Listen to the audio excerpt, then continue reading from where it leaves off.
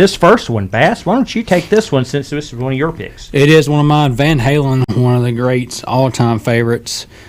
How about right now? Debuted in debuted December of actually 91. Mm-hmm. It came out in 91. It was big in 92. Was number 14 on the top 100 rock list, and overall at the end of the year. But for the time being, was number 1 for quite some time on the rock chart. Wow. So, how about some Van Halen right now for all you classic rock guys? Van Halen right now, right here on the B&B Show.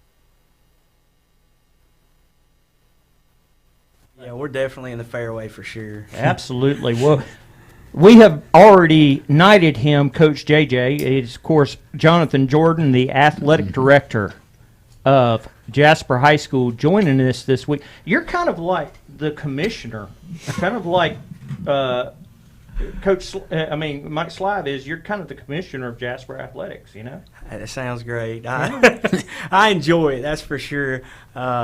I did a little tennis internship with the Southeastern Conference, so I never got to hang out with the heavy hitters, but we had a little bit of opportunity there with the SEC. So Awesome.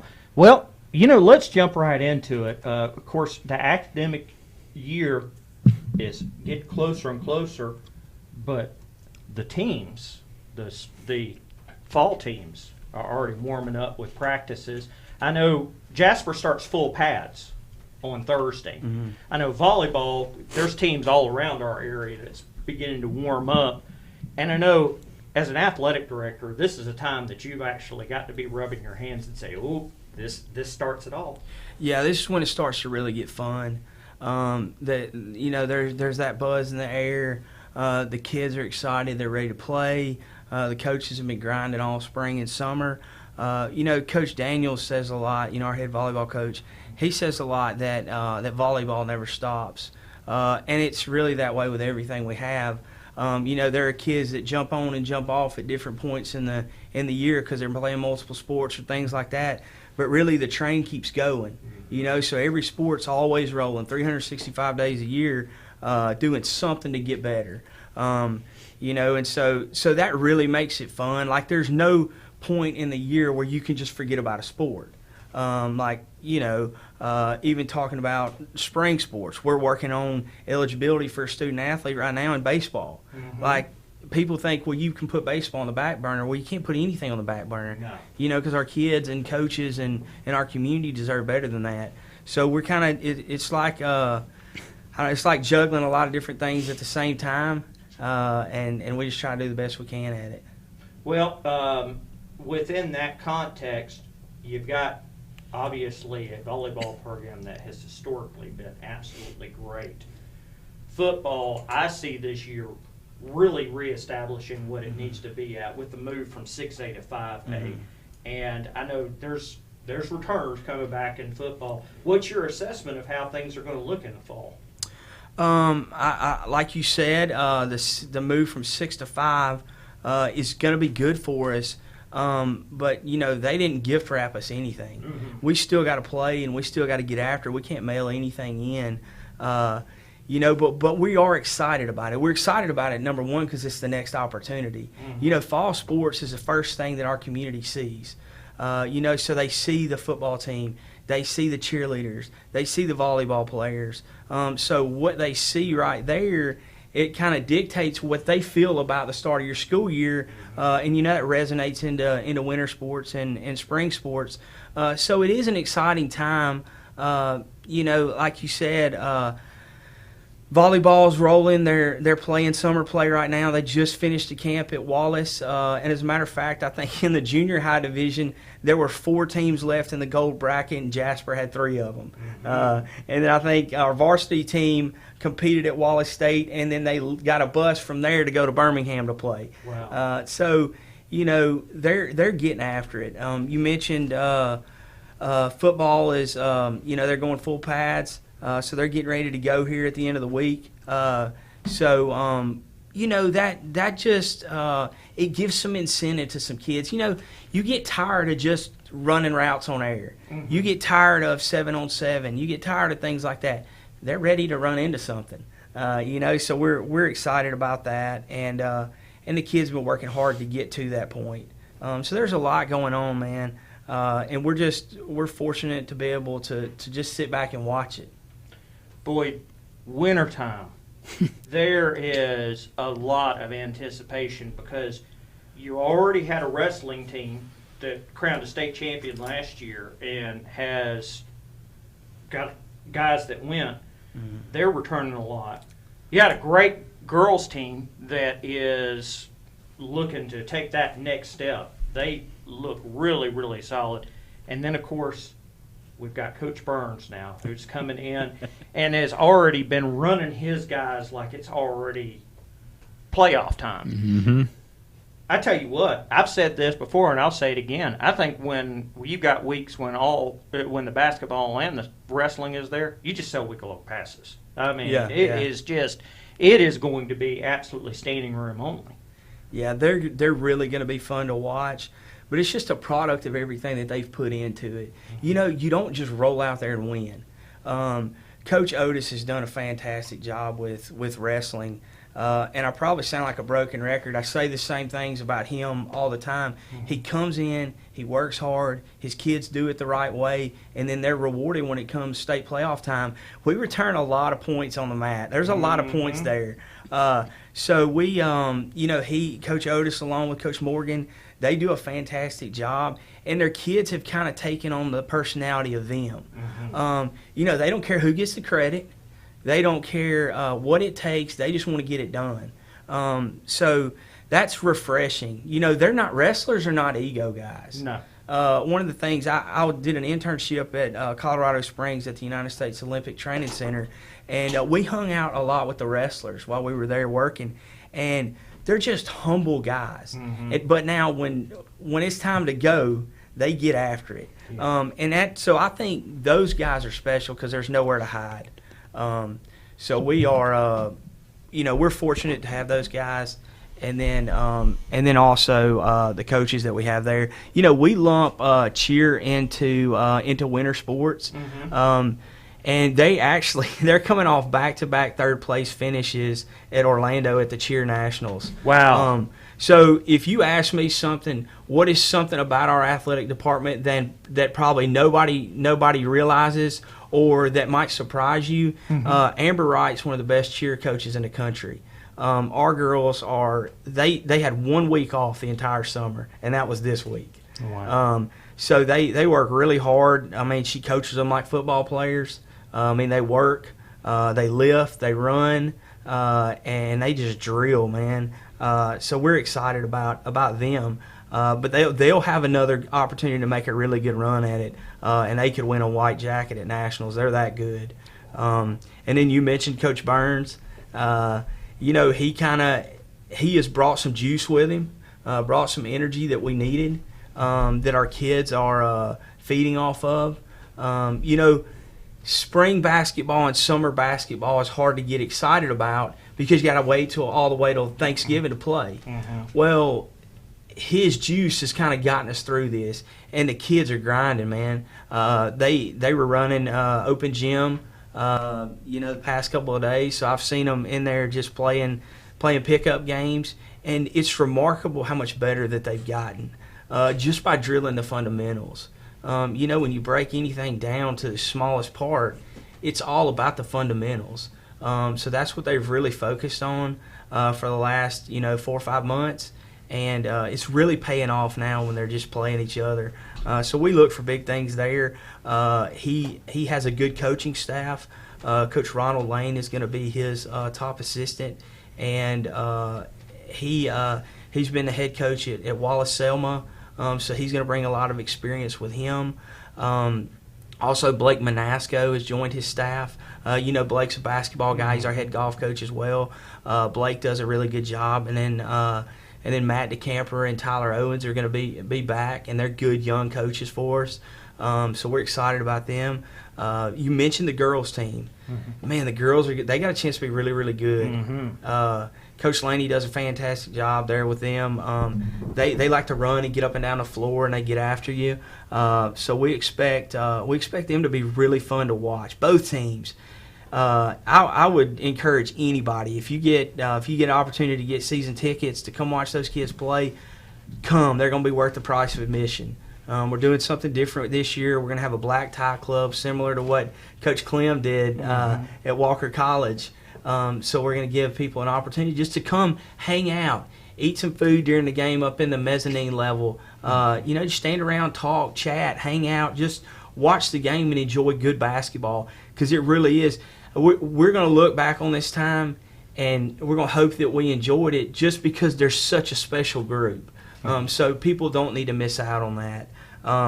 And then like you said, Coach Otis, and then with wrestling, the sky's the limit with that program. And it started from 6 guys when he started the program. When he came to take the head coaching job, there were 6 guys in the program. So now he fills every weight class, and we got a shot in all of them. Mm-hmm. So, and last but certainly not least, the spring sports. Baseball, always perennially playoff bound, always. Coach Hall with the softball program took them to Muscle Shoals. They've been in regions for countless years now. The spring just continues to go on and go on and go on, and I don't see that departing. No. The one thing that a lot of people might not realize is how successful we've been in tennis. Mm-hmm. Grant Raleigh, the club pro out at Musgrove Country Club, has done a great job with our youth growing up. And he really does a good job just promoting the game and teaching the game. Matter of fact, my daughter is 9, and she went to him today to hit balls. So he really gets those kids at a young age. Coach Christian Matthews, he's probably got 8 or 9 state championships by himself. Mm-hmm. When I walk up to my office every day, I walk by a wall of state championship trophies. And tennis put a lot of those there. But that's the expectation, is to compete for those. And so tennis will be in the mix again this year. Like you said, Coach Ware with baseball, they play hard. They're gutsy. They might not always be the best team. Like, we don't have a bunch of draft guys. Mm-hmm. We don't have a lot of guys that signed Division I. We have kids like Zach Durham that went and played at Bevel State and is going to have an opportunity to play at UAB now. Mm-hmm. And Zach's just a hard-nosed kid. Mm-hmm. Those are the kind of kids that we win with because they do things the right way. So we're proud of what our baseball program stands for under the leadership of Coach Ware. Coach Hall, like you said, she does as good a job as anybody in the state of Alabama. She won multiple state championships at Madison Academy, so she knows what she's doing. She got us to the state championships, the state tournament for the fast pitch for the first time in school history a few years ago. Mm-hmm. So she knows the recipe. We were young last year on the mound, but we could swing it. This year we're going to be good on the bump. So we have a chance to really make some noise in our area and in regional play. So get out and watch those kids because they're going to be really good. Track, indoor track is always been solid. Indoor track, we finished state runner-up in the girls a couple of years ago. That's actually a winter sport, but they'll be in the mix this year. We hired a new indoor track coach. Coach Andy Franks is coming in from Brookwood High School. He came highly recommended. He ran in a really good program at Winfield High School. They're always in the top tier of any running event. So we're excited to get Andy here. He'll work with Caroline Camplain and Linda Runyon and those other running coaches. And they're going to be good. They'll be good cross country. They'll be good indoor, and then they'll be very competitive outdoor as well. And in track, that's when your classification really shows.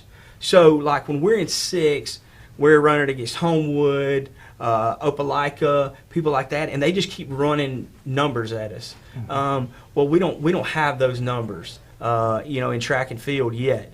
But we are highly competitive in those running sports, so we expect them to be good again this year. Soccer, Coach Gunnar Wisdom with soccer, he came in from Cordova. Last year was his first year, and he got a share of the region championship. And we went to the first round of the playoffs. And then Coach Katie Gallus got the girls to the playoffs. They finished as a 2 seed, but we drew the 2 number 1 seeds that won the state championship. So we got as bad a draw as you can get. But our kids, we're returning a lot of both of those teams. So we expect for them to have strong seasons as well. And then Coach Manasco coaches golf and, does a really good job with them. We got some good young players, some 7th and 8th graders that are eventually going to be really good. So he does a good job with them. But like you said, it's a lot going on. It's 365 days a year, but it's a fun 365 days. It is. Well, we're up on a commercial break right now, and when we come back from the commercial, we're going to have a mega hit by an 80s group that transcended into the 90s, Def Leppard. Yep. And what they say in this song is simple. Let's get rocked. So we will be back with the second segment after commercial and the music break with Coach JJ. The minute folks step into Dollywood in my Smoky Mountains, I want them to fill their hearts with all the beautiful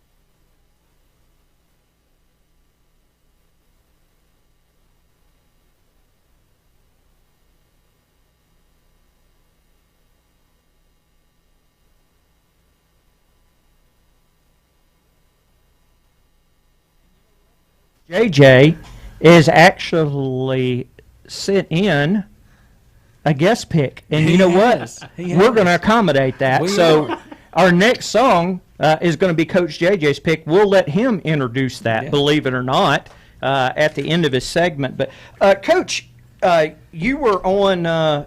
You were kind of more or less on the staff at Alabama back in the middle part of the 2000s. Talk about that. What was that like for you?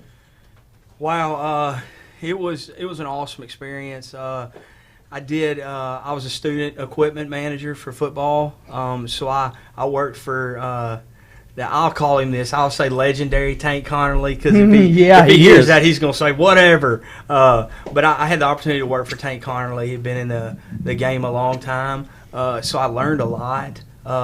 Really, I learned how to deal with people because you'd be sitting there getting ready for practice, and you might have to go up to the head coach's office, and he wants to explain something that he wants done special that day, and I would have to go up there. And he would just talk through something with us. So it really taught me how to communicate. But just some unbelievable experiences. I got to go to on the sidelines of every stadium in the Southeastern Conference, with the exception, I guess, of Texas A&M and Mizzou. They weren't in yet. Yeah. So I started in 2002 under Coach Francione, and then I finished up in 2006 with the Independence Bowl. With Joe Kynes. Wow. So I got to go to the Music City Bowl, the Cotton Bowl. Got to go to Shreveport, the Independence Bowl a couple of times. Got to meet a lot of NFL scouts and a lot of former Alabama players. Just, unbelievable experience that I wouldn't take anything in the world from. Now, what's amazing is one of the players on the team is Coach Prothro. That's right. And that's one of the things I talked about, just the connections that you make and the lifelong friends that you meet that you can pick up the phone and call and then call in a favor, or, might get a phone call from somebody you hadn't talked to in a while and they might have something going on.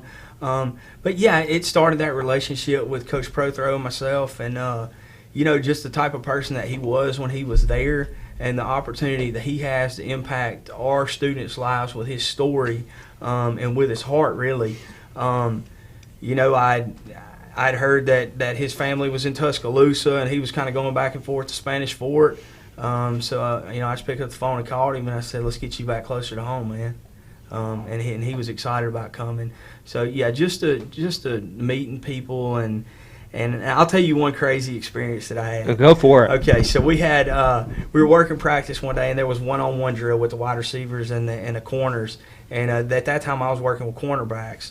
And there was an overthrown pass that went out of bounds. And I saw a taller, dark-headed guy go over there and pick the ball up. Well, it just happened to be Joe Namath.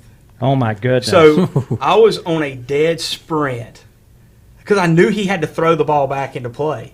I was on a dead sprint to catch the pass from Joe Namath. Oh, man. Wow. He threw it over my head to an athletic trainer. Oh, my goodness. I like to say that I was the target of the pass, and it was an overthrow. It was overthrown from Joe. Overthrow. From Broadway Joe.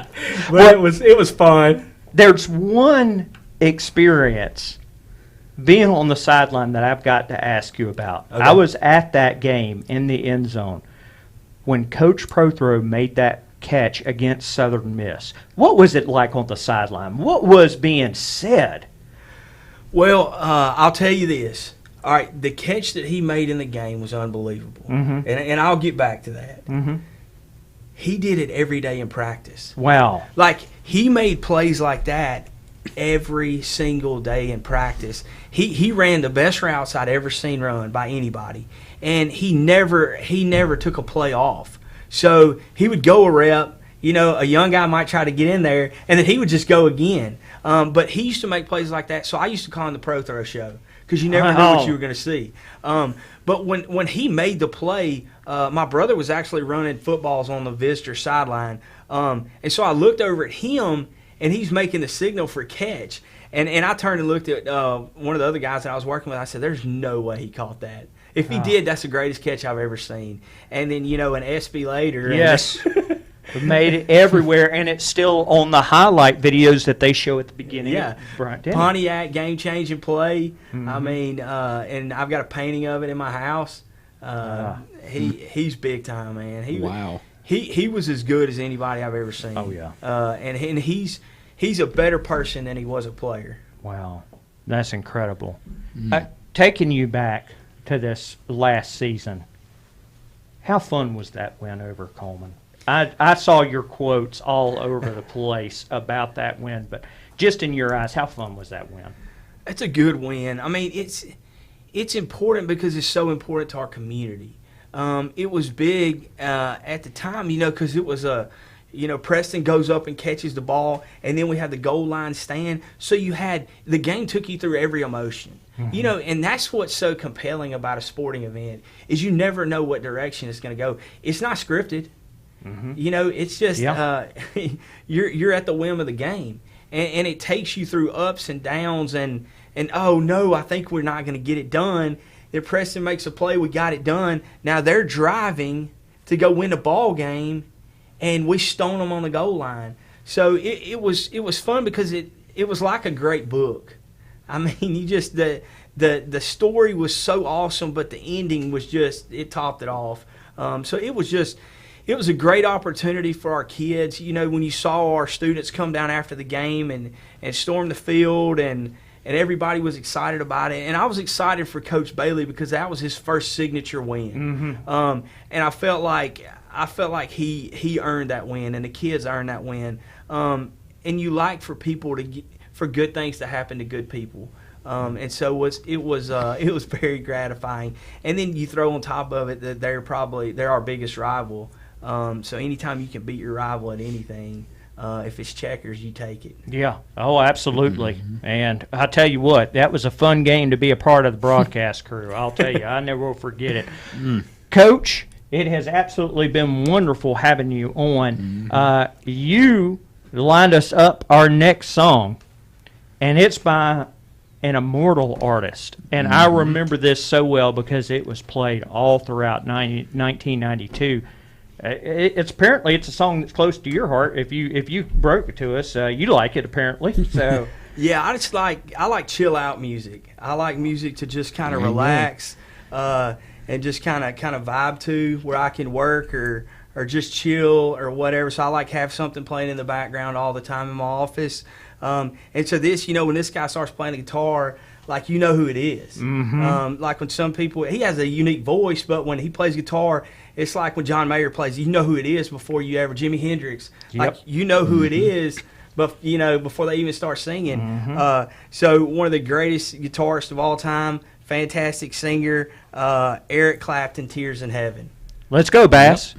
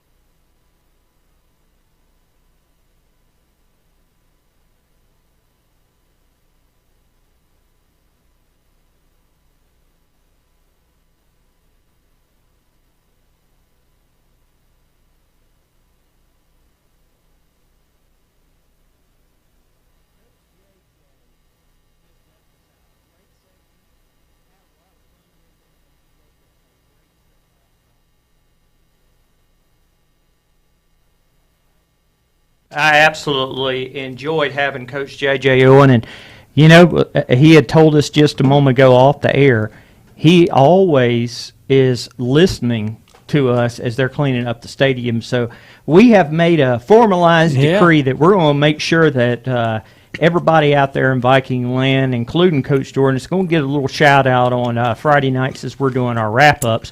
And Bass, that's not that far off.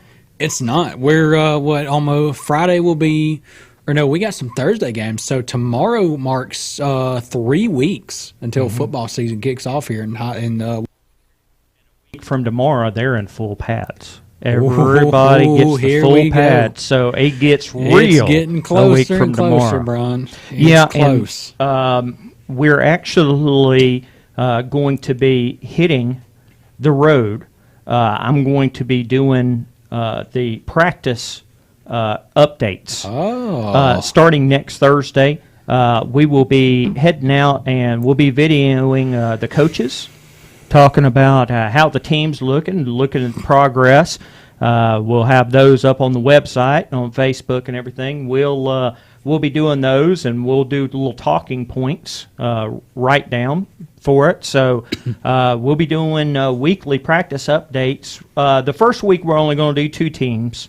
Then from then on, we're going to try to get 3 a week. So we're going to be visiting around, so we're not going to release that. We're not going to tell you where we're going, but you just have to find out and tune in. But we're going to be hitting the road for it. I can't wait. I can't either, man. It's just like this year's been flying by once again. Like last year in summertime, it flew by, and I mean we're pretty much 3 weeks away from football season, so it's really ramping up. And man, I'll tell you one thing. And we talked about this just a little bit not too long ago, a bit ago, and been talking about it for a good couple weeks now. I'm ready for that matchup between Meek and Addison. Oh, my goodness. That is going to be huge. I am absolute ready for that matchup. I know. I can tell you, as part of the broadcast crew that's going to be doing that, my rear end is getting there early. No doubt on that. I'm getting there set. And I expect that place will be absolutely wired. Man, that I can't imagine because they played at Meek last year. It was Meek on playoff game. Who I think, or it may have been. We went to whatever one that the explosions went off. That was Summoning Christian. Summoning Christian. That was basically a playoff game, a preview playoff game, because both of them were in the playoffs. And I remember I was in studio for that game running the board. You and Brett was on call, I believe, at the time, and it may have been Woody. I can't remember if Woody was with y'all or not. No, it was just me and Brett. You and Brett. Mm-hmm. And all of a sudden I hear, what was that? And y'all are looking, and I'm here. I'm like, what are y'all talking about? Because I'm in studio, like I have no idea what y'all are seeing through y'all's eyes and stuff. And it's like a big fireball just went off over here in Winston County. I had actually, believe it or not, Bess, I thought somebody's car had exploded. Wow. That's the fireball. I mean, it was just boom. And they gave us the backstory on it, that apparently they showed this to the Arley Police Department, earlier on in the week, and got the thumbs up for it. Wow. But I thought to myself, my goodness. And the poor people for Summoning Christian were right behind that. So I'm like, okay, if y'all were cold at any point, you're not anymore. And they did it a couple of times, didn't they? They did it another time. Yeah, okay. At least we were ready. At least we had some experience. That first one, we were just like, goodness gracious. But man, that game, let alone, that's going to be a huge game, possibly region championship stakes on the line there. Yeah, because, I mean, realistically, Bass, we took a look at this. Mm-hmm. The only other team that I think could give Meek and Addison trouble would be Hackleburg. Oh, yeah. So, and, this is a 6-5 Hackleburg team. I don't think that they're really going to, unless Addison and Meek, when they play Hackleburg, just play horrible. Mm-hmm. I think both of them will pass us by. So this could be a region championship game. I have a feeling if by the time tickets go on sale for that game, do you see that game as a sold-out game? Oh, it'll be standing room because only. I think it's going to be a sold-out game. It will be standing room only. Yeah, because that's going to be huge. Mm-hmm. It's gonna really, really big, and that's the thing too is on that same night, and we've talked about this before. County game of Walker County, big rivalry, Dora and Cordova. Yeah. But it's like, man, that you got Meek and Addison play on the same night as both Cordova and Dora. It's like, man, that Meek and Addison game's where it's at. I know. I hate to say it because I am an alma mater of Cordova. I graduated from there in 19, but I don't know if I'd want to be at that game. I'd want to be up in Winston County. Well, because that game is going to be crazy good. It's going to be one of those things to where I wish we had a full broadcast booth and on a TV we could have Cordova and Dora on. But I think we're going to be so absolutely zeroed in with that atmosphere and the action that I don't think our thoughts will be outside of the stadium. Now, let me ask you this, because it's been across my mind. I'm pretty sure the guaranteed answer is probably a yes on this. And we haven't looked at any more high school football games for that week, that Friday night. Could you see that Meek and Addison game being the statewide game of the week? I don't know. And the reason is because of this. Typically, when you're talking about 1As, they don't get the attention drawing that 5As and above do. Gotcha. So, in our area, obviously, the humongous. Yeah. But somebody in Birmingham, somebody in Mobile will get the game of the week. That's a 6A or 7A team. And, we could say what we want about it. That's just the nature of the beast. Yeah, no, you're right. So, unfortunately, Hoover will be playing somebody, or Mountain Brook will be playing somebody. Thompson will be playing somebody, and they'll get the Duke. But in our area, that is the main event. That will be, man. I'm really looking forward to that game. Bass, we've got a commercial break, and then when we get back from commercial break, we have a song from Guns N' Roses. We do. And that's going to line up with what's going to be probably Bass's biggest NASCAR segment thus far in program history. Man, I just want to say we've got some penalties to talk about. So, Bass, we're going to cut the commercial and then bring everybody Yesterdays by Guns N' Roses, and then you're going to take center stage. Sure am. Here is Yesterdays by Guns N' Roses, and when we come back, we'll have commercial break, and we'll be back with a deep dive into what has happened on the track over the weekend. So here is Guns N' Roses with Yesterdays.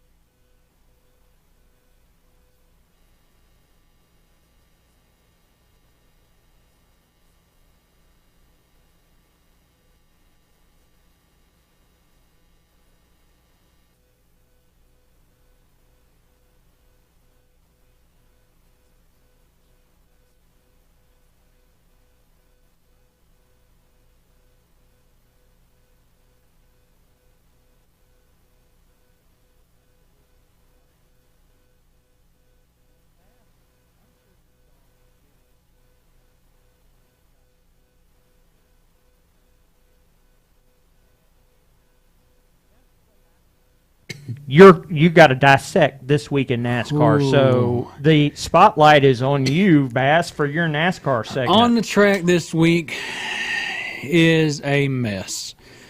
We're going to change it up a little bit. We're going to start off with some SRX action because this past Saturday night, they had their championship race. Final race of the season number 2 for the SRX series. And, man, we had some heavy hitters in this race. How about some Michael Waltrip, Dave Blaney, Tony Kanaan, Paul Tracy, Marco Andretti, Ryan Newman, Ryan Blaney. We had the battle of the Blaneys between Dave Blaney and son Ryan Blaney there at Sharon Speedway in Ohio. We had Greg Biffle, Bobby Labonte, Ryan Hunter Ray, Matt Kenseth, Tony Stewart, and Chase Elliott, the son of Bill Elliott, as a lot of NASCAR fans know. And it was action-packed on Saturday night.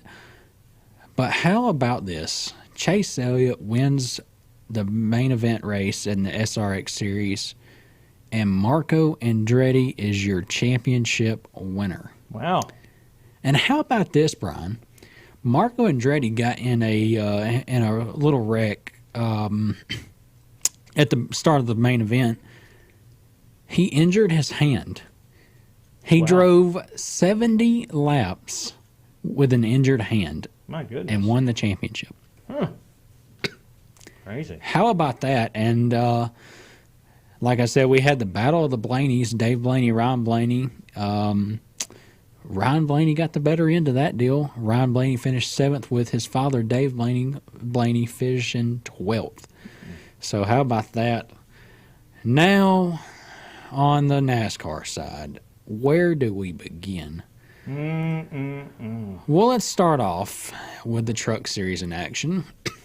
On Saturday in Pennsylvania, Long Pond, Pennsylvania, Pocono Raceway.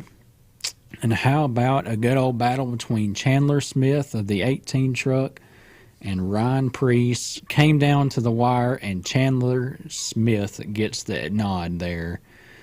And the final race before the playoffs, Brian, they start playoffs this week way early for the trucks. As I talked about, their schedule's a little different. They only race, I believe it's in between 21 to 23 races, compared to Cup Series runs 36 races a year and Xfinity runs 33. So they start playoffs in 2 days. Wow. The playoffs start, and it comes at Lucas Oil Raceway in Indianapolis, Indiana. Trucks have raced there. The last time they raced there was 2013, maybe 2012, I believe. And they return once again to the short track in Indiana on Friday night. And listen to the schedule. And the reason why I say their schedule, they finish up this month with one race. They have one race next month in August. Then they race again only for one race in September. Or my bad, 2 races in September, 2 races in October, and then the championship race is November. Wow. So their schedule is very limited. Very limited. But we tune in to Saturday's action as well. After the truck race, the Xfinity Series was in action. Same track, Pocono, and how about Noah Gragson picking up the win over Ty Gibbs in what was a great battle there on the last lap. Just like the truck race, 2 great last lap finishes. That is something. Now, Brian, where do I begin for Sunday? You better jump right into it. I mean, seriously, where do I begin? How about this? Kurt Busch, brother Kyle Busch, NASCAR champion, wrecks his car in qualifying on Saturday. NASCAR, does not allow him to race Sunday due to concussion protocols. So Kurt Busch is out. Xfinity Series driver Ty Gibbs subs for Kurt Busch. For a guy, and he's young, he's really young, who has never been in a next-gen car. It's the new car for NASCAR Cup Series.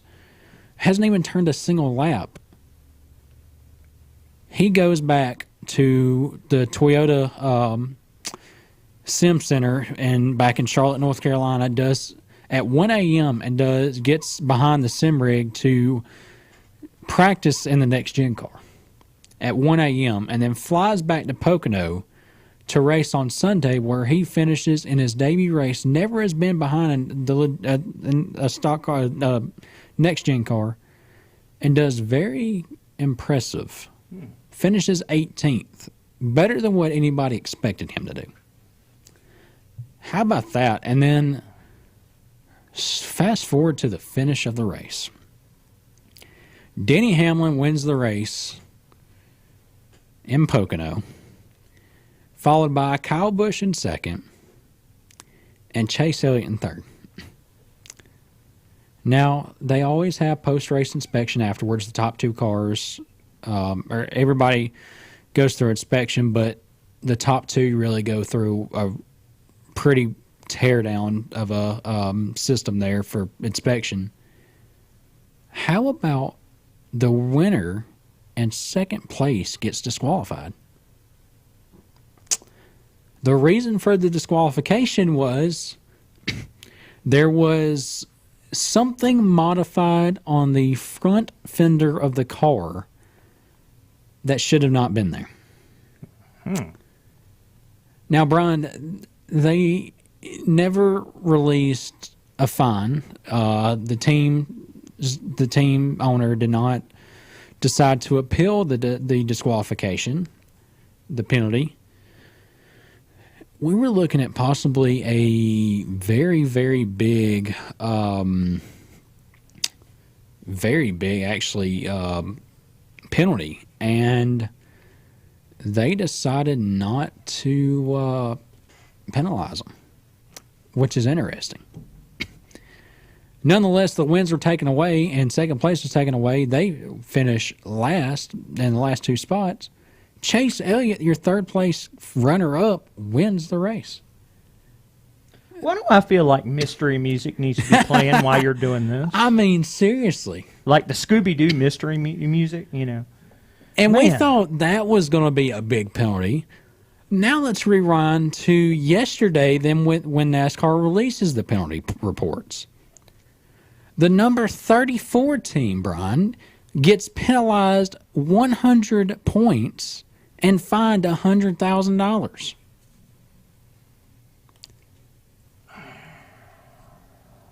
For a modified part. I don't get this. I really don't. I mean, this is crazy. I have never seen this. And by the way, this is the first. This is the first time the winner has been disqualified since 1960 in Cup Series history. Goodness, that's crazy. This is wild. I mean, I knew that it was wild when I was reading some of this. I mean, this is insane. Man. Nonetheless, we fast forward to this weekend. All the series are heading to Indianapolis, and Ty Gibbs is going to sub for Kurt Busch again this weekend because Kurt Busch announced this afternoon, that he has not been medically cleared to race this weekend at the Indianapolis Motor Speedway.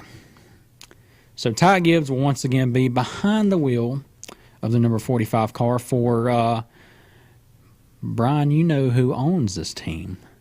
Michael Jordan. From Michael Jordan's race team. So Ty Gibbs will be back behind the wheel this weekend for the 45 team. And like we said, Sunday Cup is in action in Indianapolis Motor Speedway, but it's the road course. Both the Xfinity and Cup run the road course. They're at the big Indy track, and then the Truck Series in action Friday night on little bitty, as I like to call it, IRP. It's been called a lot of things. Lucas Oil Raceway, O'Reilly Raceway Park, Indianapolis Raceway Park. It's been called a lot of things. I don't know what it's even called at this point. Nonetheless, Brian, we've got one more piece of news that just broke out not even 30 minutes ago. Marcus Lemonis, who owns Camping World, has came out and said that Camping World will not be renewing their contract and sponsoring the NASCAR Truck Series next year. Mysterious continues. The leading candidate is believed to be Craftsman as the new sponsor for the Truck Series starting next year. Well, that's a really good. That'd be a good sponsor. Yeah, it would be. It would be. Nonetheless, Brian, it's been fun to deep dive into this week. Had some pretty interesting penalties go on. But nonetheless, the On the Track segment has officially came to a close for this week's show. Alrighty then. Well, Bass, we're up to our next music break. And one of the greatest bands ever in music history had this as a hit in a different era, and it came back thanks to a movie called Wayne's World that it was featured in. So it was brought back in 1992. The group, Queen, and the song, Bohemian Rhapsody, here on the B&B Show.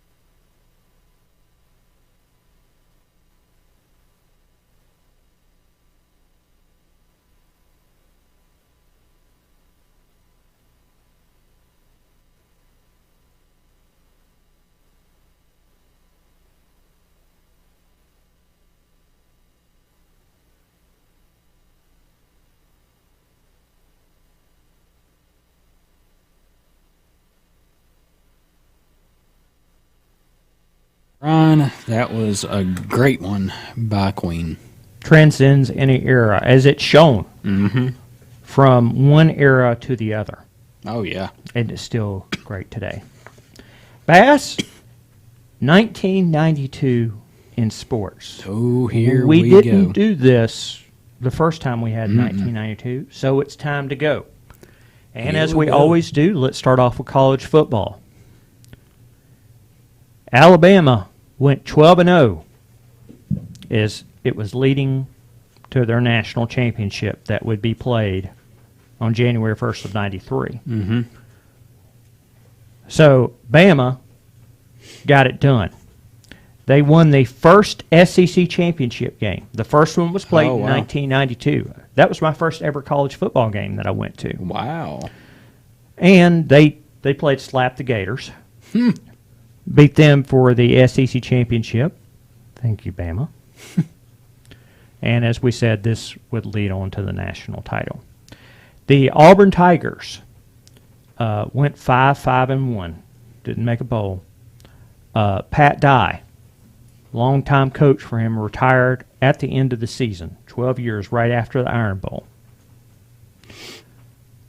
Miami opened up the year with a 22-0 win over Nebraska to officially win the 1991 title. Wow. So there's crossworlds right there. Now in the NFL, Washington Redskins won the Super Bowl 37-24 over the Buffalo Bills. You know, the Bills made a whole lot of they Super did. Bowls in the 90s, but never walked away with anything, didn't they? Yeah, they really did. In the MLB, Toronto Blue Jays win the World Series 4-2 over the Atlanta Braves. I'm hearing Braves fans hiss collectively across the Wallwin area upon that announcement. But here's something very interesting. Toronto became the first Canadian team to ever play in a World Series and the first non-American team to ever win a World Series. Wow. Happened in 1992. That's interesting. Now, in basketball, there's something huge. We're going to leave this huge part for another segment. But the Chicago Bulls, this was their second consecutive championship. They won it 4-2 in the finals over the Portland Trail Blazers. Wow. We'll come back to something absolutely phenomenal in basketball that happened in 1992. But actually, overall in sports, this was an Olympic year. So Wow. a lot of eyes were focused in on that. Not a whole lot more happened sports-wise huge in 1992 from what I've just mentioned. So let's find out how the Wallwin did in 1992. Kind of a mixed bag year. Addison went 3-9, but they went to the second round of the playoffs. Yeah. Areas back then in the playoffs just didn't make much sense, did it? No, it really didn't. The Carbon Hill Bulldogs didn't win a game. 0-10. Your alma mater, Cordova, 5-6, first round of the playoffs. Curry went 6-4 and didn't go to the playoffs. Dora, who was in the Joey Jones era, we mentioned this before, who went on to, of course, to coach the South Alabama Jaguars, 11-1, second round of the playoffs. Wow. Didn't lose until they got into the playoffs. Wow. Jasper, who was in the same region as Curry, they also went 6-4 and didn't go to the playoffs. Now, wait a minute. Jasper, or at the time Walker, was in the same region class as Curry. And neither one of them went to the playoffs with 6-4 records. Found out the region records. Curry, 3 out of their 4 losses were region losses. They went winless in the region. Jasper was 1-2 in the region. Wow. Mm-hmm. Okay.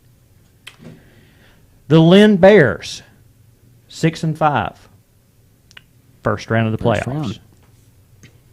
Meat Tigers, 3-7. Oakman Wildcats also went 3-7. The Parish Tornadoes. Now wait until you hear this. 12-3. 15 games. What does that mean, Bass? Championship.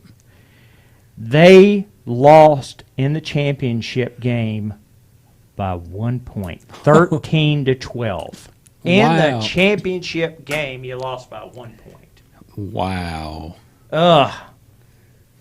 There was no Summoning Christian. They didn't play until 1993, so Yep. no Summoning Christian there. A team that we don't speak about because they only played until 1998, but was in our area, T.W. Martin, went 1-9. And the Winston County Yellow Jackets went 4-7, first round of the playoffs, which we have had. I think it was Carbon Hill, Coach Chavis Williams last year. They went to the playoffs with a 4-6 record. Yeah, they ended did. up 4-7. So that's a little bit more realistic. But some of these records they whack me out. Wow. That's You go to the second round of the playoffs, Addison, at 3-9, but then you have Jasper And and Curry. Curry at 6-4 and don't go to the playoffs. that blows my mind. Just It really wacky, does. isn't it? Yeah. Area Wow. back then just didn't. How they No. did that just didn't make any sense. No, not at all. Bass, we're up to another music and commercial break, but the next selection is by two absolute legends who teamed up together Oh. to do a song. George Michael and Elton John had an absolutely stellar song back in 1992. And it kind of is a good mindset that you hope for. Don't let the sun go down on me. By two legends, Elton John, George Michael. We'll have that up right after our commercial break. Ready to find?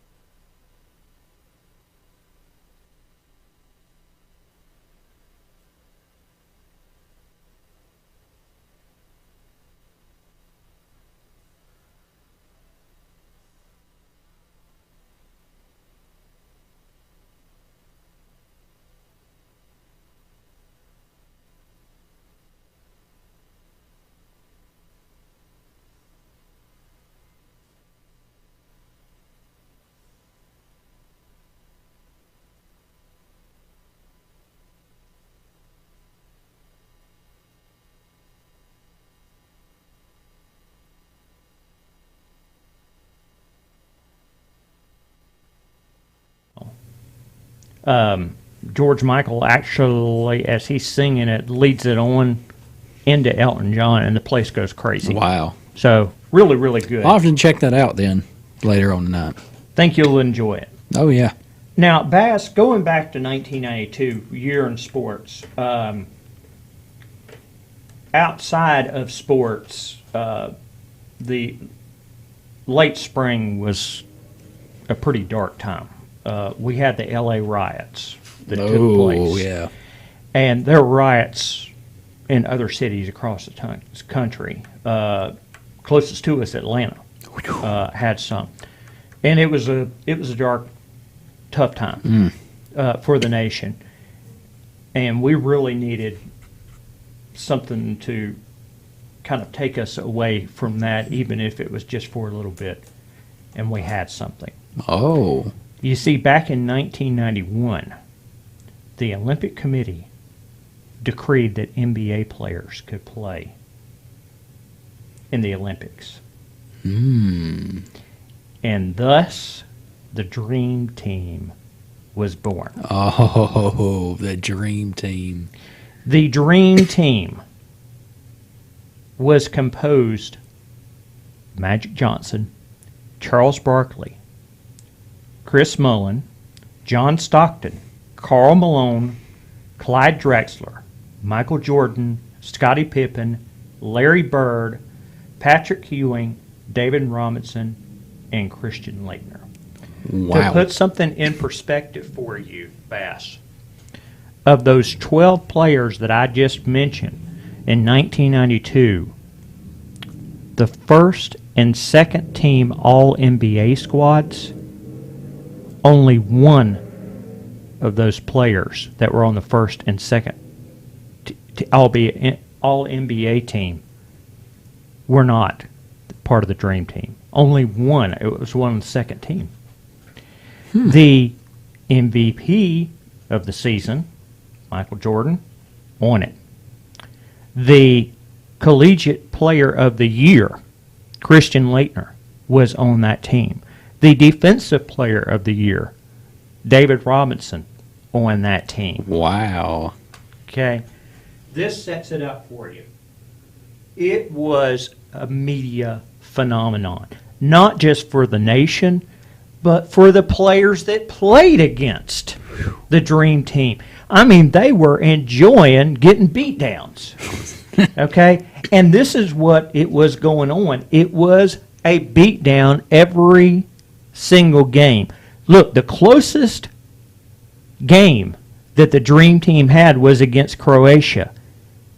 A 117-85 win for the Dream Team. That's the closest win that they have.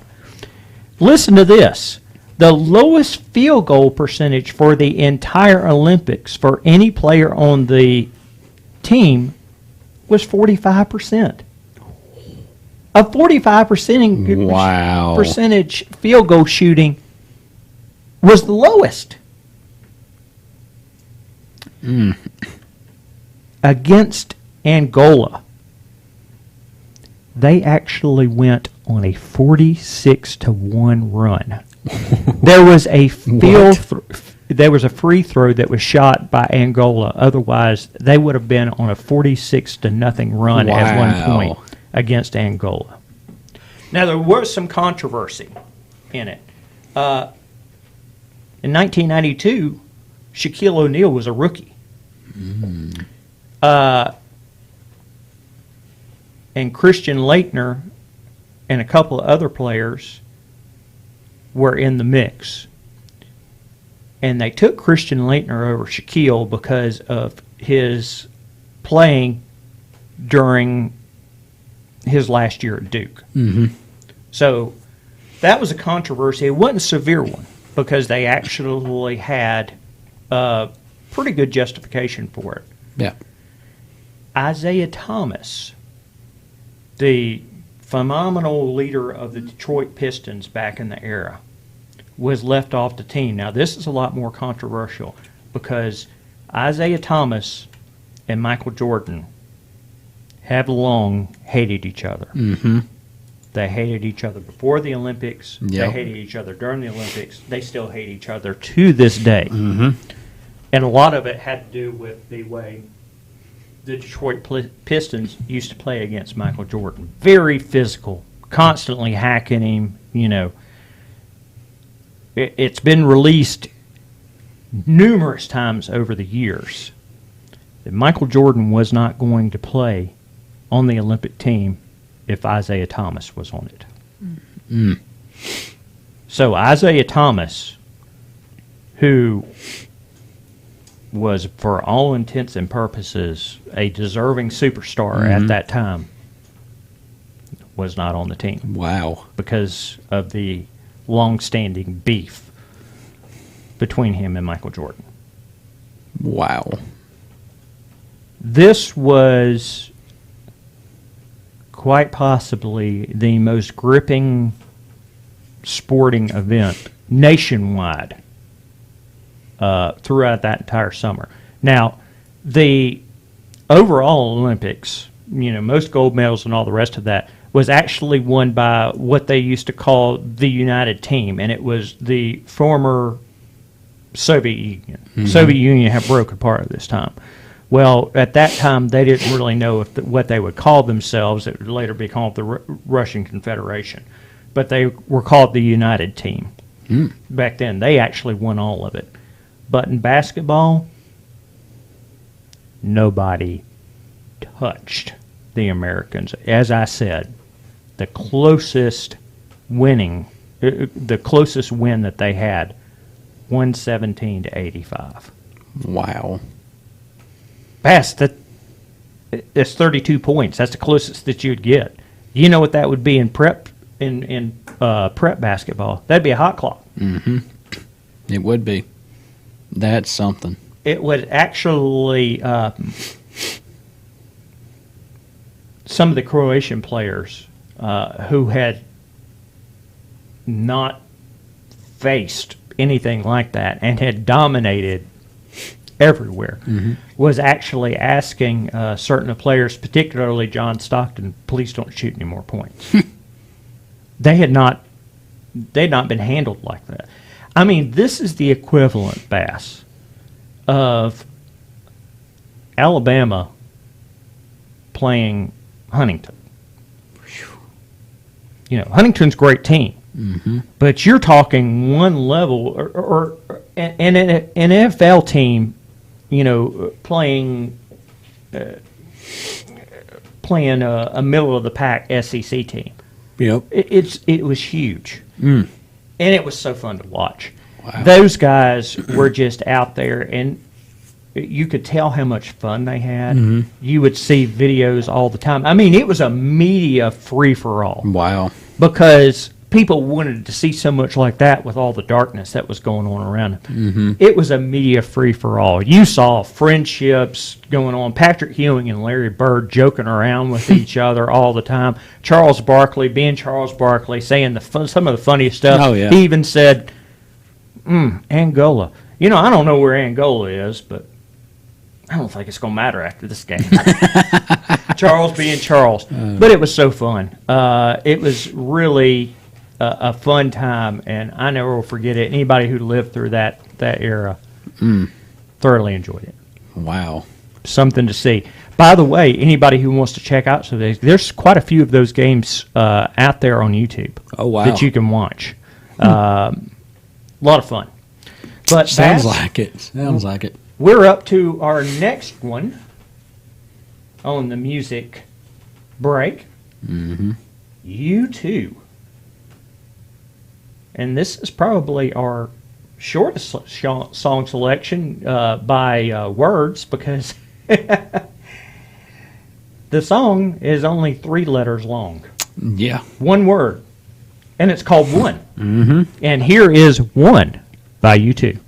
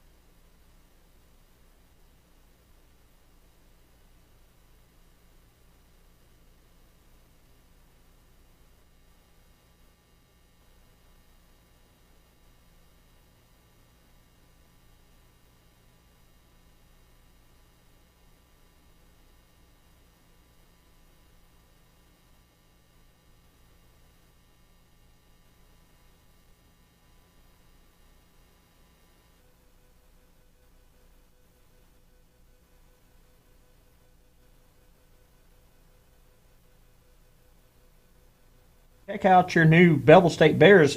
Just go on over to our Facebook site. We've shared Bevel State Community College's post with the cheerleaders out there.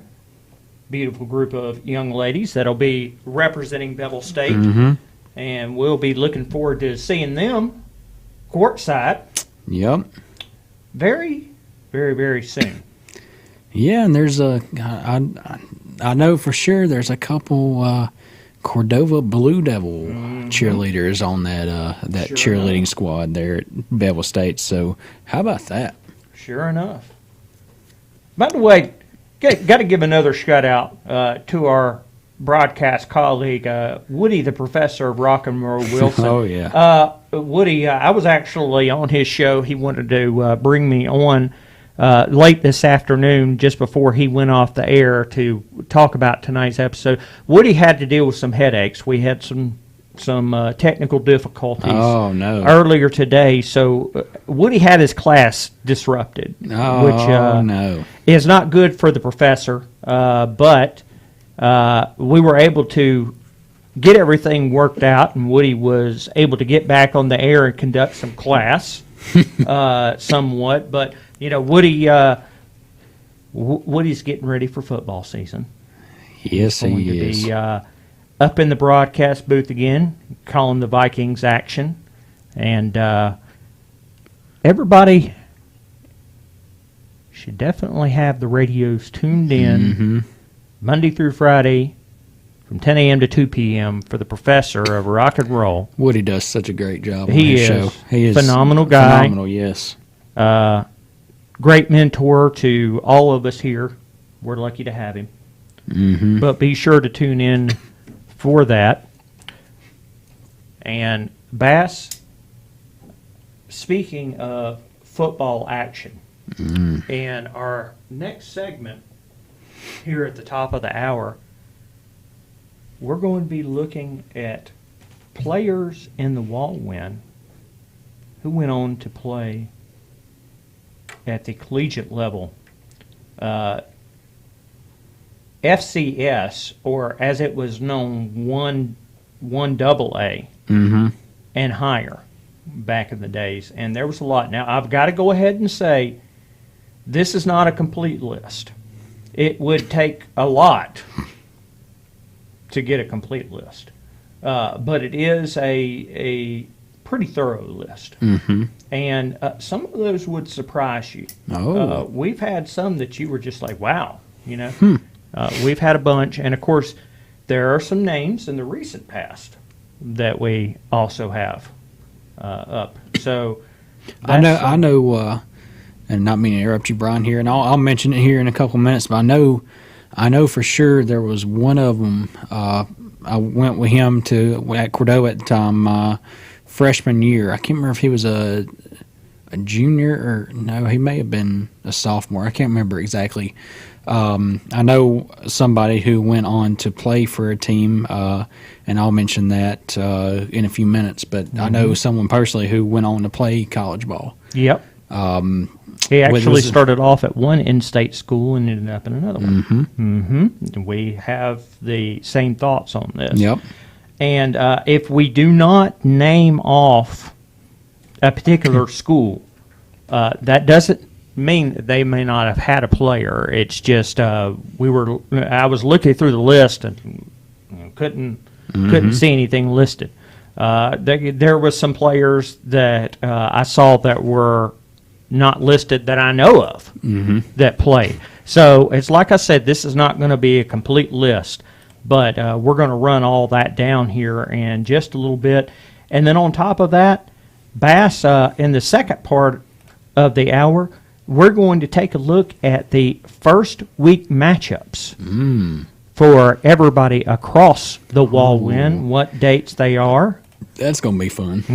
And, of course, some teams are opening up with a bye week. I've never liked it. I don't understand the meaning of opening up with a bye week. I can understand towards the end if you're going to be a playoff eligible team, maybe. Which I know the schedules are done way earlier before football season, but But I just starting off your first week with a bye week, I just don't understand it. Yeah, I mean, now if you're a playoff team, having your bye week in week 11 is wonderful. Oh, yeah, you yeah. give the kids a week off. You could actually go up and see that team if they're in action that you're up against. Yeah. You can go Well, that's what scout that's them. what I was saying. If I could understand it, like if playoff teams, obviously, the last game, the last week, I can understand that. But it's like I just don't understand it. Open it up with the first game or first week being a bye week. Yeah, me either. Doesn't make much in the way of sense. But Bass, we're going to run into our music break, followed by the commercials. Talk a little bit about this one. This one's yours. Temple of the Dog was a alternative band headed by Chris Cornell, who was of the band Soundgarden. The band included Eddie Vedder and many members of the rock band Pearl Jam. The band made one album, then Chris Cornell went back to Soundgarden, and Eddie Vedder created what is now known as Pearl Jam. The song Say Hello to Heaven came out, and this is weird, and I don't understand it. I just realized it. Actually, no, my bad. It was number 1 on the rock chart, and even started out number 1 in January of 1993. Wow. So, here is Temple of the Dog, Say Hello to Heaven, then come back and we'll have commercial break, and then a deep dive into who high school Wallwin area players who went to play at the collegiate level. So here is Say Hello to Heaven by Temple of the Dog.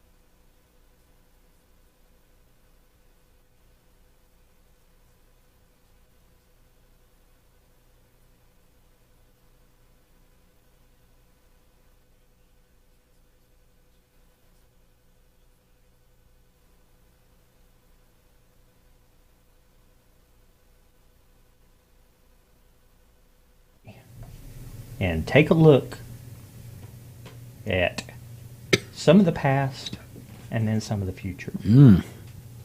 Now, as Bass and I mentioned at the end of last hour, we're going to be doing players from the Walren area who played the major college ball, meaning Division One or FBS as it's known right now, or FCS, or back in the days it was known as 1AA. Yep.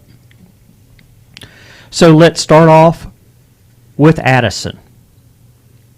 Danny Stallings, he played in the 60s. He went to Ole Miss. Oh. Dale Cleghorn, who also went to Ole Miss, played the 70s.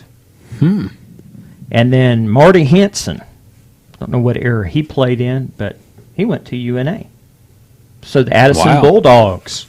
Look at with Addison some go. players in it. Carbon Hill. This is going to be a list that's not only surprising but head-turning. Sonny Christian, who played in the 50s, went to Tennessee. Landon Doherty, I think they were on the same team because it was listed in 1953, also went to Tennessee.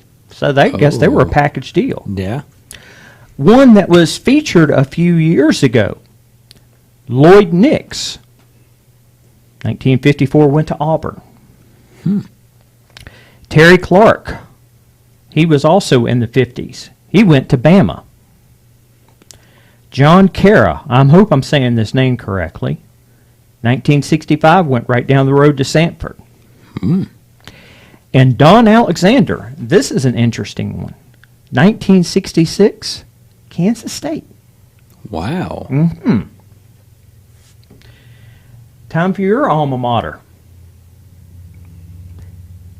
Cordova. Back in 2008, Tim Simon went to Ole Miss. Tim Simon is he still on the coaching staff at Cordova? He is, actually. Wow. So, Tim Simon, Ole Miss Rebel. His teammate, Ryan Smith, went to Auburn. And one that we both alluded to, Colby Fuquay. Yep. Went to Auburn first, but then later on went to Jacksonville State. And interestingly enough, I think they played Auburn, and Colby was making plays against Auburn. They did. On the screen. Was that the game that Jacksonville State was actually leading Auburn at one point? Yes, it was. Wow. That would be an interesting game for Colby, wouldn't it? Oh, yeah. So, yep, have some Cordova Blue Devils who have played up in the upper leagues. Curry.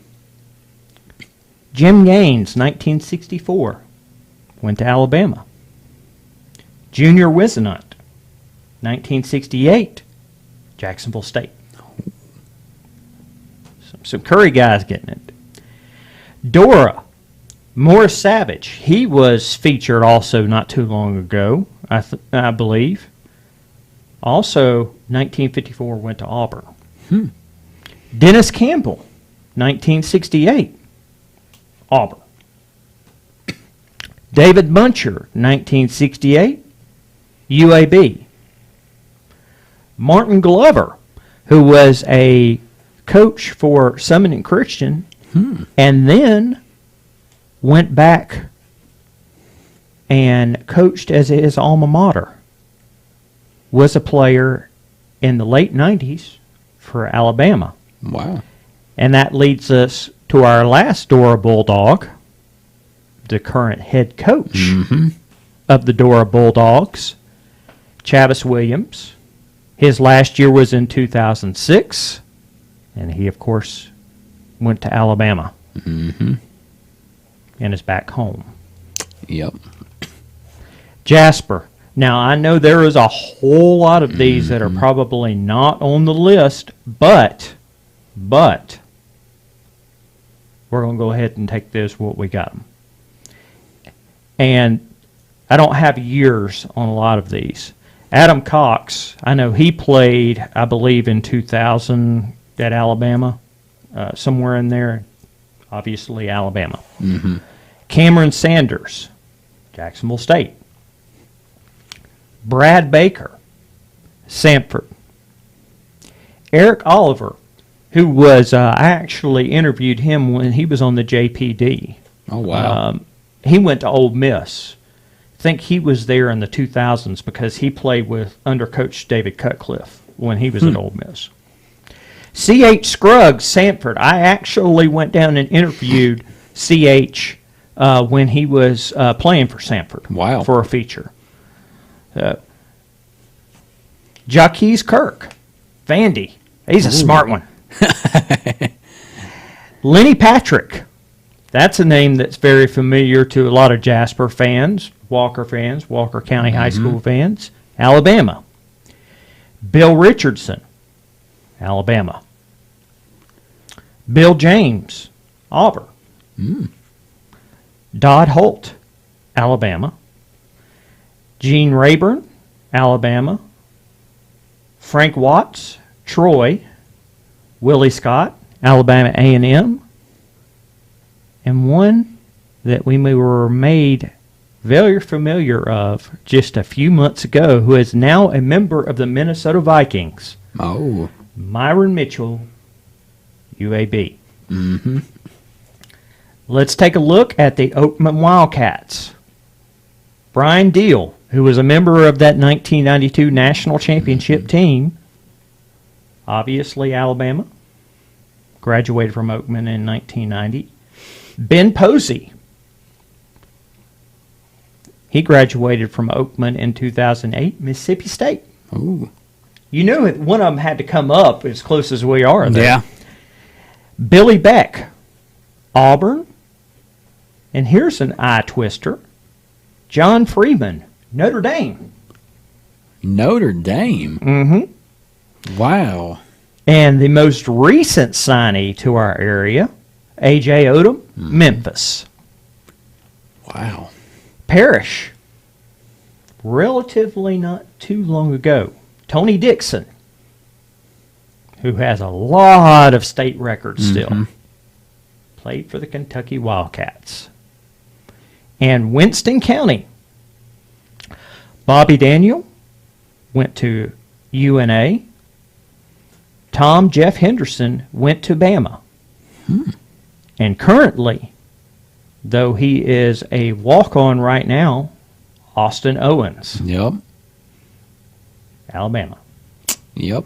So it's not a complete list, Mm-hmm. but that is a list of players who have played at the D1 or 1AA FBS, FCS throughout our area. So a lot of names people may not be familiar with, a lot of names that people are familiar with, but interesting, some of those schools out there, Kansas State, Yeah. Notre Dame. Yeah. We've had players from over the Walwyn area who have taken some trips to play their ball. Yeah, they have. So They have. hope everyone found that interesting. That's definitely interesting to me. That's something. We are up to our next song, and this was the number one song pop star in 1992. Boyz II Men had a lot of hits in 1992. This one came in later on in the year, and they were still playing it in 1993. But End of the Road. This was actually the class after us, 1993. This was their class song. So, two good class songs back to back. It's so hard to say goodbye to yesterday. And that was in 1992. This one, End of the Road by Boyz II Men.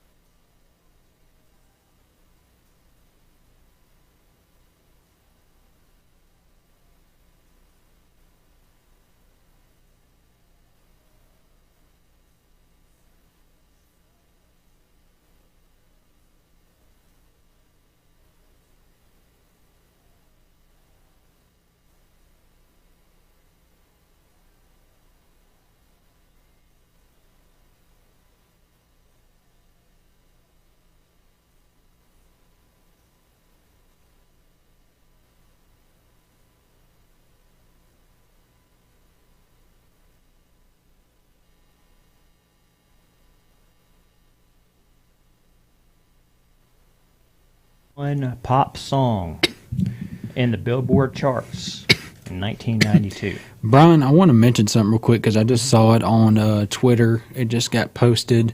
And I'll talk about this next week whenever it gets announced. But there is an announcement on Friday in NASCAR at the Indianapolis Motor Speedway Friday morning. And there is some speculation that could be this year is the last.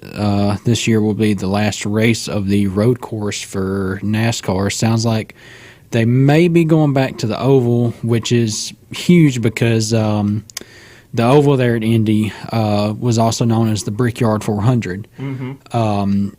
One of the biggest crown jewel events in NASCAR. So I'll have more on that for next week's on the track segment. But definitely interesting as that just broke out on Twitter just a few moments ago. Well, Bass, I know you will be hard at work digging up all the info on that. And now we're going to move into who is playing who and what day to start off football season and the Wallwin. First and foremost, the Jasper Vikings. They're going to be playing at home on the 19th. They'll be playing Center Point. Center Point. Just 22 days away. Now, the Carbon Hill Bulldogs have one of those first week byes. Yep. So they will not be playing until August the 26th. And they're going to be playing a Class 1A powerhouse in Decatur Heritage. Decatur Heritage is a good team. We talked about this. Yep. That's going to be on August the 26th, which is 29 days away. One of the two teams that's going to be starting off football season in our area, your alma mater, the Cordova Blue Devils. They're going to be hosting Fayette County on the 18th. So Thursday night action to get us started. 3 weeks and 22 hours away. The Curry Yellow Jackets. And this will be on the following night. They're going to be playing Cold Springs, not that far away. August the 19th, they'll be in action. The second team to start us off, this will be our Wallwin area game of the week. Dora Bulldogs will be hosting the Winfield Pirates. Winfield. Thursday night, August 18th. The Oakman Wildcats will be on action the next night against Sulligent, August the 19th.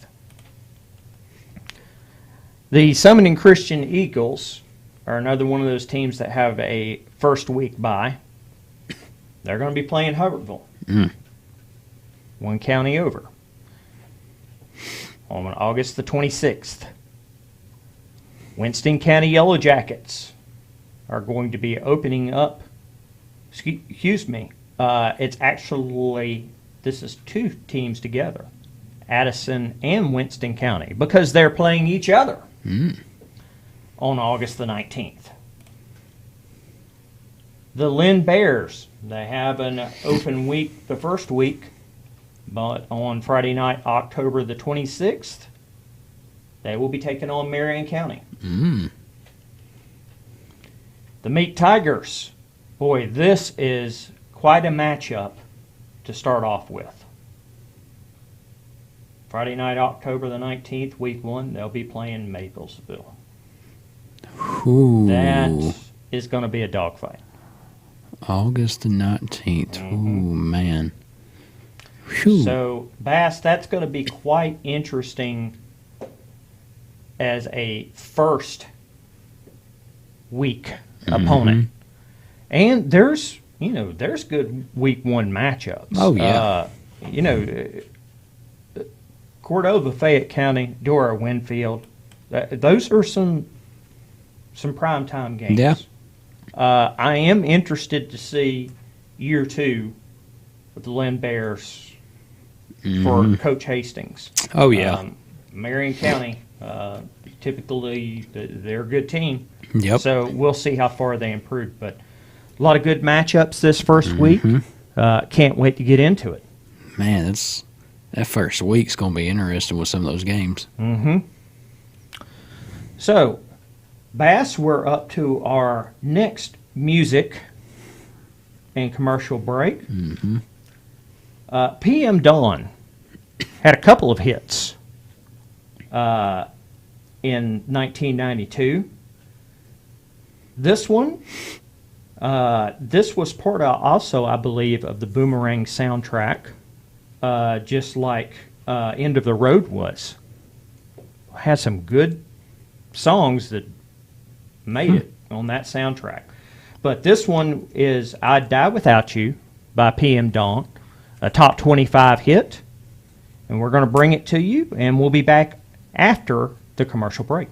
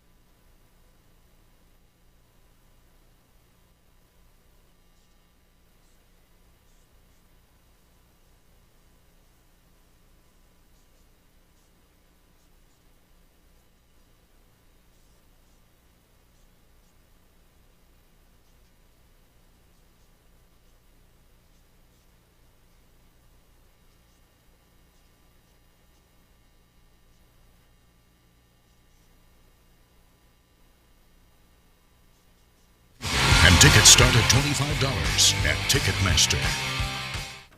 Brian, WWE invades Nashville. SummerSlam Saturday night, as you just heard. And you had a question about a certain wrestler. Happy Corbin. What? I knew a Baron Corbin, but Baron Corbin has went through some changes. You ready for this? He was known as Baron Corbin when he came in. He won the King of the Ring, then was known as King Corbin. I remember that. Not too long ago, he had this big, I don't know, his character played a big mental breakdown almost kind of like guy, and he was, I can't remember if it was Sad Corbin, I don't know, something weird. And then he goes to Vegas in this promo video they do, and he wins the lottery, and he is now known as Happy Corbin. I'm so glad that Vince has retired. That's all I can say, and that's all I'm going to say. I don't know. It's some weird stuff, but I will admit, I really hope he goes back to his Baron Corbin days, because those were his Baron Corbin days were incredible. What they've done, I don't know, but I mean that's WWE for you and their creative team. That's the reason why I quit watching your show. But Anyway, nonetheless, Brian, SummerSlam is in town, 3 hours away. And also want to congratulate our winner of our giveaway yesterday. Won 4 tickets to SummerSlam. So I cannot remember his name, but congrats to him. But Brian, what else do we have cooking up over there? Well, Bass, I thought we would take a look at Winston County. Ooh. We have not taken our look thus far at their schedule. And Winston County, with the reclassification, is now by itself in the region. You know, they were sharing it with Addison the past couple of years. Yep. Now they're by themselves. Ooh. So let's start it off. As we mentioned just a few moments ago, they will start off their year with Addison. It's kind of interesting, Brian, that they were in the same region as Addison, and now they face off very first game against each other. Winston County, we were know, as we learned from media days, they have a whole lot of firepower returning. Yep. They're going to be a force. Addison, I believe, needs a game or two to get into full effect after the graduation of Christian Roberts, which Christian did spend some time injured last year. So we know that they've had guys under center. Yep. But I think it's going to be at least a game or two before they're in full effect. I don't think it's going to take very long. But I do believe that Winston County is going to have the edge in this one. So I'm going to take Winston County. Now, Winston County did win this game last year, 14-8. Woody and I broadcasted that one. Yes, y'all did. I'm going to say the same thing as you. I think it's going to take Addison a game or two to really get the momentum swinging under the belt. So I'm going to take Winston County in this one just because Winston County does have a lot of firepower coming back for that team. Then they stay in non-region play, and they play, for the first time ever, East Lawrence. Now, East Lawrence, after going 9-2 in 2020, dropped to 3-7 last year. And they have the same coach back. This is a very interesting matchup for the second week matchup. Class 4A versus a 2A. Now, did you say they went 9-3 in 2020, right? And then 3 in 7 in last year? Mm-hmm. Ooh. So, if this doesn't become a numbers factor, if Winston County can control the ball like they usually like to do and wear the opponent out, I can see Winston County winning this in a close game, because that's how you nullify the numbers advantage. Now, it is at East Lawrence. Mm-hmm. I say Winston County wins this one. You know what? I see them in a close game, too, to be honest. I think this will be a pretty close game. So, Winston County, I got the edge over. Now, in week 3, they play one of our other local teams. Mm-hmm. They play the Carbon Hill Bulldogs. Just one classification difference, so it's not really that demonstrative. Carbon Hill's lost quite a bit. Yeah. Whereas Winston County's coming back with a definitive edge. I'm going Winston County over Carbon Hill. I'm taking Winston County as well. Okay, so now we finally have entered region play. And Winston County will battle against Sulligent. This game is at Sulligent. Winston County, after they play Addison, goes on the road 4 consecutive games. Oh, man. So they play Sulligent.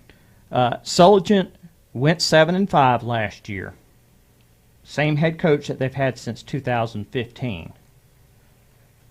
I don't know the numbers on Sulligent, but in this case, I'm going to say experience takes the Duke for Winston County. And I'm going to go Winston County. Your thoughts? Oh.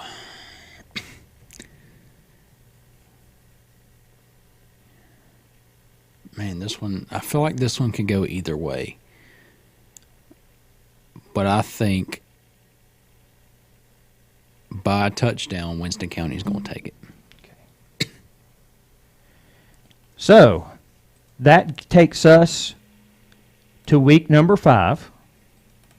And it ends this 4-game consecutive trip for Winston County. And then they play Greene County. Now, Greene County went 5-6, went to the first round of the playoffs last year. Mm-hmm. But Greene County, believe it or not, is not a team that typically does really well. Mm-mm. They actually, their trip to the playoffs last year was their first trip in 10 years. Yeah. Bass, I'm looking really at this. I hate to say this, but I think the 4th trip in a row. Greene County is a long trip. Oh, yeah. It takes a long time to get down there. I think it's going to wear on Winston County, and I think they're going to drop their first one, because I think Greene County, look, they've had the same head coach since 2017. They've been on the outs and outs. I do believe in 2020 they did not play. I think they forfeited out. That sounds right. Because of COVID. But I had seen them gradually be on the rise since their coach, I think it's K-Ron Coleman, who was there. I think the combination of this team gradually getting better and the 4th trip of that, the 4th consecutive road trip, I think it wears Winston County down, and I think they lose this one just by a smidgen. I think this could end up being somewhere along the lines of a missed 2-point conversion. I think this could end up being 14-13. I'm going to take Winston County. Okay. I feel like their experience bringing the firepower back continues on, even though it is a long road trip game. I think they keep the firepower under them, and I think they win this one by a touchdown. Alrighty. Now, the following week, there's the open week. Mm-hmm. Ideal open week, right there in the middle of the season. Yep. And here is one I think we're going to both agree on. They host Cold Springs. Mm-hmm. We have documented Yep. the absolute misery that Cold Springs as a football program has gone through quite recently. Mm-hmm. Winston County rested at home, wins this one and wins it easily. Yeah, they'll handle this win pretty easy. So no problem there. Tuscaloosa Academy. They travel to Tuscaloosa County. Now, Bass, we actually documented this, that Tuscaloosa Academy is going from AISA to Class 2A. Mm. Okay. That is a jump, quite frankly, that's going to take a long time to get used to. Yeah. I'm not talking about 6 or 7 games. I'm talking a couple of years. Oh, yeah. Because what you're playing talent-wise, this is almost like a jump from JV to starting in varsity. Mm-hmm. It takes a couple of years for you to get your legs underneath you unless you're super talented. They were 7-5 last year, have the same team back. But at the same time, Bass, this is AISA to 2A. Yep. Totally different. Mm-hmm. Totally different. I'm saying Winston County. I'm right with you on that one. Okay. So that will take us to the following week. They host Aliceville. We know Aliceville is one of those teams that year in and year out play great football. Mm-hmm. Let me explain this to you, ladies and gentlemen. Aliceville has not missed the playoffs since 1995. Yep. Okay? Now, last year, Aliceville beat Winston County at Winston County 41-24. It's back, and now it's at Winston County this year. Aliceville is going to be a headache and a handful. It's going to be closer than it was last year, but I'm taking Aliceville. What's your thoughts? Aliceville. Okay. I'm taking Aliceville on that one. So, Which would give me, I believe, Winston County's first loss. First loss. You have them thus far at 7-1. Lamar County is up next. Now, Lamar County is a team that usually has talent, but they don't seem to come through. I'll give you an example. They do have their same coach, Robert Bradford. He's been with them since 2017. In 2019, they went 1-9. Then they went 4-7. Last year, they were 7-4. So they have stability. However, this game's in Double Springs. Mm-hmm. I think talent-wise, the experience favors Winston County, and it's at home. I'm taking Winston County. I'm taking Winston County as well, Brian.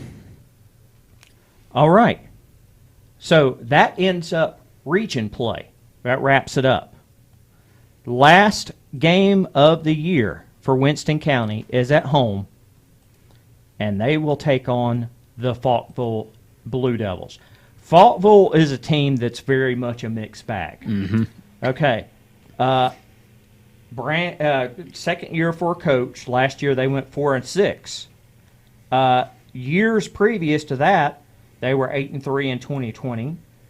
In 2019, they were 7-5. In 2018, they were 11-1, In 2017, they were 7-4. And then they went back in between having bad records to winning 9 games. Mm-hmm. So it's a mixed bag. I think to end the season, Winston County ends it well. And at home, I think they close out the season with a win. I think they close out with a win as well. Okay. So we're going to tally up when we come back from the music break. Last music break. And this is, of course, by the Immortal Prince. Another one of his signature songs from 1992, Diamonds and Pearls.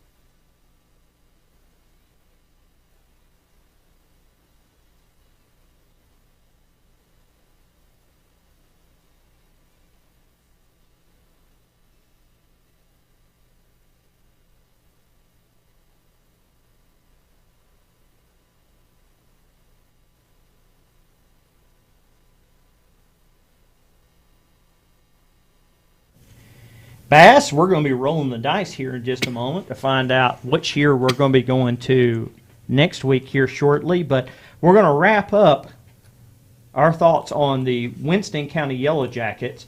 I had them overall 8-2 and 4-2 in the region.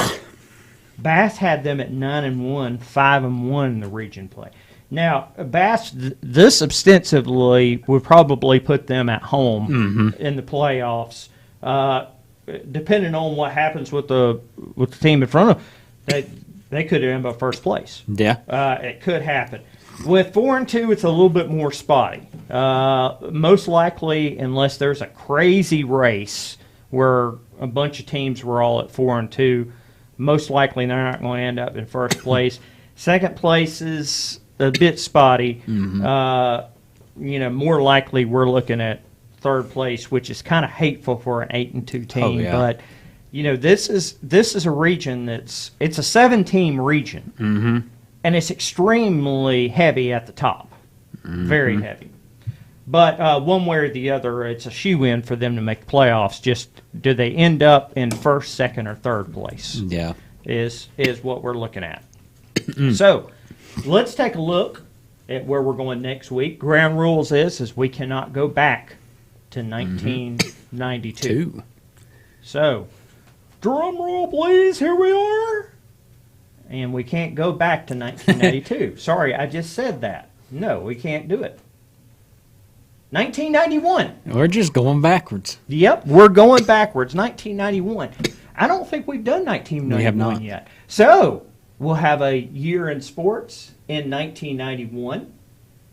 And next week, joining us here on the B&B Show, Brian, the SEC Softball Player of the Year, KB Sides. Also, today's her birthday. Yeah, it is. Happy birthday. Happy birthday, KB. KB. That is something. Yep. 91. Man, that's going to be interesting. 91, oh boy. We'll have to drum up some stuff. Because I'm sure there was some groundbreaking stuff, as always, but it's going to be interesting to see also, as we always do, to see how the Wallwind teams did in the area in 1991, as always. It's going to be great to have KB on, too. Yeah. Looking forward to that. Yeah. I absolutely hate that her collegiate playing career is over with. It was wonderful that due to COVID and thanks to the NCAA that she got a fifth year to play. And she made the most of it, obviously. Yes, All-American, SEC Player of the Year. Yes, she did. SEC champions. Got to go out to the super regionals. Made the most of it. I just, I almost wish it's kind of like the pros. That if you go on and play, for a lot more years. But in any event, we want to also thank Coach JJ, Jonathan Jordan, athletic director of Jasper, who joined us for a great session in the first hour. Really enjoyed Coach JJ, who gave us our first guest song. That was awesome. Yeah, and he hit a home run with Tears in Heaven by awesome. Eric Clampton. That was awesome. But Bass is going to be working on this new NASCAR information for his segment next week, and we'll be toddling around through other things. But Bass, it is that time of the show. It is that time to turn the sign. It is closing time. It is closing time. Appreciate all of our fine sponsors on the show. Appreciate Coach Jordan coming on. Appreciate everybody watching the live stream. Until next week, it is closing time right here on the B&B Show. Closing time.